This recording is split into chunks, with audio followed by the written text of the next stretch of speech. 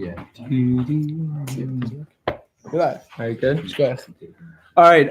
First, I want to start off by thanking Jordan, Benji, and Eitan. This family learning was actually my leadership program last year that I ran. So makes me very shepping nachas to see how successful it is.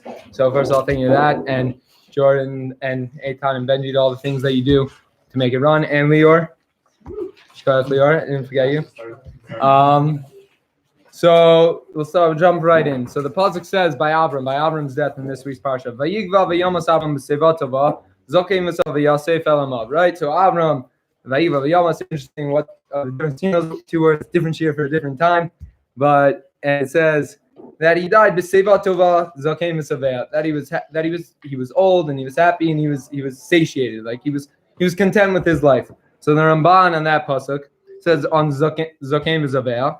Right, he saw everything that his heart could desire, and he was content. Right, and it says he was content with the days that he had. He didn't want that he should have any more new days after this point. Right,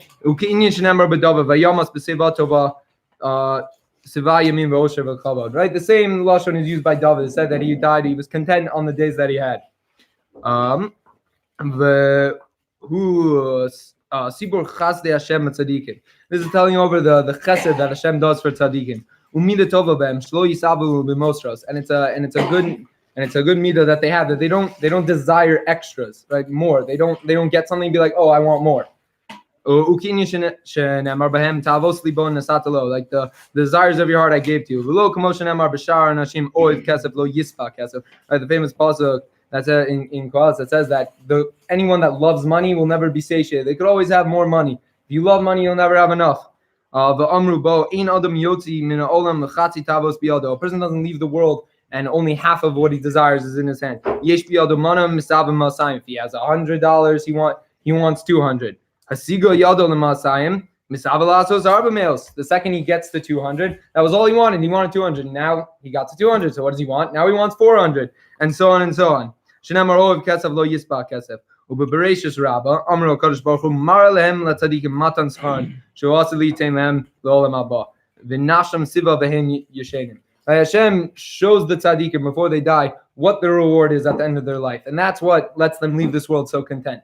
Let's compare all the money in this world isn't really, it pales in comparison to the reward that's waiting for them in the next world. So Nisaru Achamim V'zeh Pirsha Kaz Shomer V'zveh B'mara Azo, saying that Avram, the Chachamim explained that this is what the pasuk is talking about. Avram saw what he had in the next world, and V'sava, he was content, he was ready to go, and he didn't even want any more days.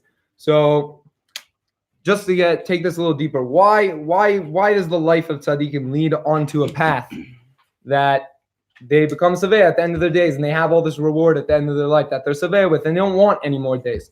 And I think that there's a very fine line between ending something and completing something.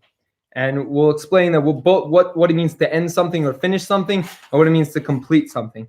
I think tzaddikim, they don't end their lives; they complete it. And what do I mean by that? So we have to go back and we have to look where the words are used and throughout Tanakh, and how they're used throughout Tanakh. So we'll start by the Mishkan, right? The source 2. So Vatechel kol avodas mishkano me v'yasu b'nei Yisrael kol she'tziva Hashem es Moshe kenasu. By the Mishkan, it says when Moshe finished it, and Moshe finished the Mishkan, and they did everything that Hashem did. But Yar Moshe is called, and then later, a few psukim later, actually this source is wrong. It's actually in the same parak a few psukim later. In this pasuk, it's parak Lamites pasuk Lamed Hey. Sorry, it's wrong on the source sheet. Vayar Moshe is kol malcha v'nei asu osa kasher tiva Hashem kenasu v'yivarach osam Moshe, and Moshe gave them bracha. So we'll come back to that second pasuk, but first, what does it mean that Moshe finished the Mishkan, right? And then we go fast forward years later to Shlomo HaMelech, source number 4, right? We say by Shlomo, Vatishlam kol ha'malacha asher asa HaMelech Shlomo beis Hashem, vayaveh Shlomo as kodshei David aviv as a kesef as a zav as a kelim nasan baratzos beis Hashem, right? So by the completing of the base of Mikdash, it uses a different word. It doesn't say vatechal, it doesn't say finished. Vatishlam, Moshe Shlomo HaMelech completed the process of building the base of Mikdash. So we see already that now, not just what I said before, there's two clearly distinct different words between Vatechal and Vatishlam. So to understand, I think we have to go back to the first time that Vayechulu is used, and that goes all the way back to Ma'aseh. We say it all the time. Vayechulu Hashemayim v'ha'aretz v'chol tzva'am. Right? Vayechal Elokim v'yom hashvi'i es malchto asher asah. Right? We said there that Hashem finished His work. So what does it mean that Hashem finished His work? So they say that there was no more creation after that point. We're saying, Klaus, there's nothing new under the sun. What does it mean there's nothing new under the sun? It means everything, the potential for everything was created in those first 6 days and then rest on the seventh day. But Hashem stopped making new things. There weren't cell phones then, but the potential for cell phones existed then. There's nothing new, right? Vayechulu, there was an end. Whatever it was doing before was just done. And there's a lot of connection between the Mishkan and the Ma'aseh Bereshis. Chazal talk about how Rashi quotes when the building of the Mishkan, that it says that all of the Mishkan, you could see the entire world through the Mishkan, meaning there were different hooks that hooked together and they looked like the stars in the world and all the different things. They all represented something. And even more than that, when we're talking about Shabbos and Ma'aseh Bereshis, how they're connected, is that the malachos that we have that we're not allowed to do on Shabbos, they're learned out from the Mishkan, and there's also a strong basis for them in the Brias HaOlam, meaning anything that's a creative thing is not allowed. So the Mishkan, the things that were used in the Mishkan, which are the very things that are not allowed to be done on Shabbos, is the same type of action that was done in Ma'aseh Bereshis, something creative. To take new things and make other new things. Now, the creative level of the malachos are not the same because we don't actually, like we said before, we don't actually make new things. We just it's more like taking like Legos and building them in different arrangements. Like they're the same Legos, but you can build them in many different ways.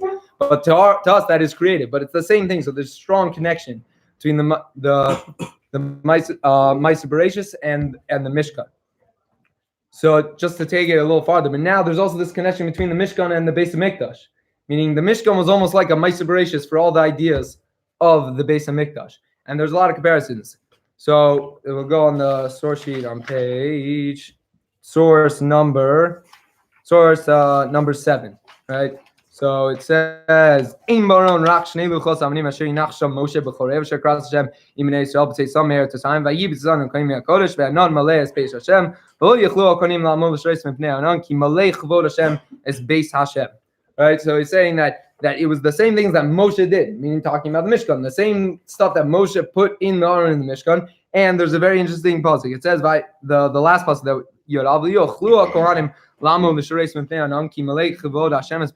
right, they couldn't go in because now the Kimalei Kvod Hashem, because Hashem filled it up. And the same lashon is used by the Mishkan.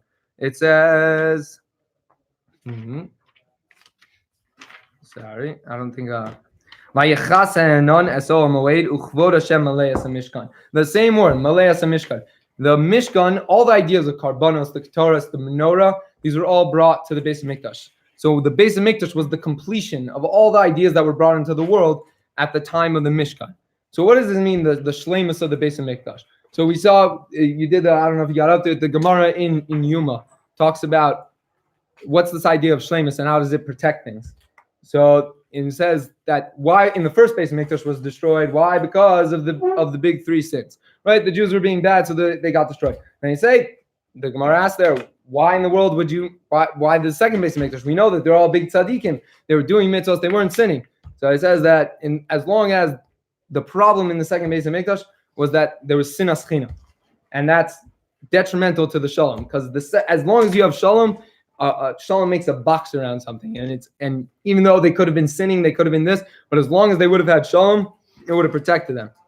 And the Medrash says, Omer Rabbi Eliezer, he says that Hashem said about shalom, there's not a better kli that's machzik bracha like shalom. What does that mean? So I heard my grandfather tell me over and name my great grandfather that what does it mean to have? So if you have a cup, right?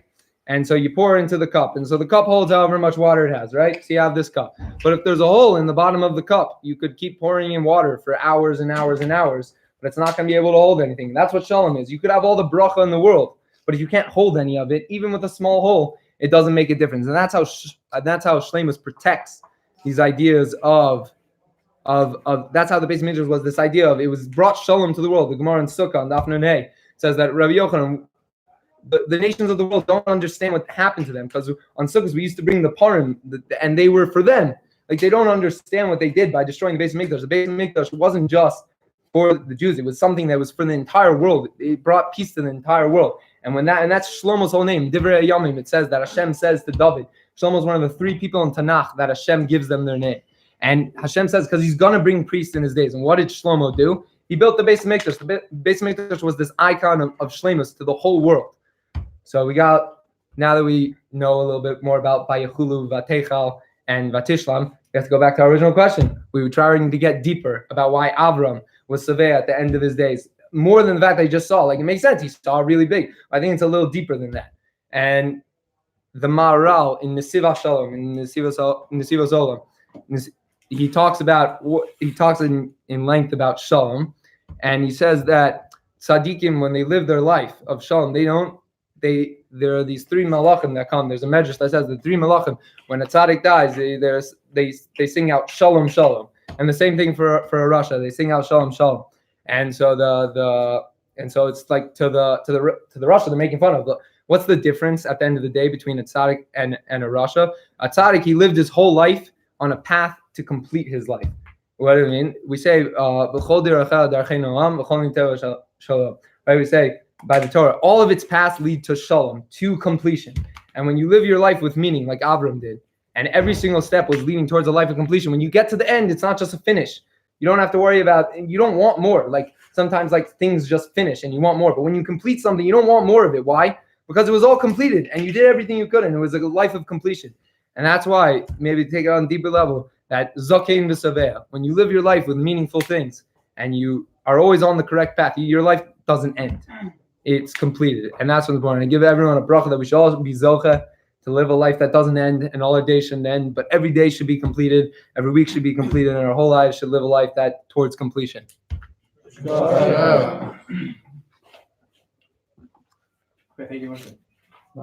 Let's bench and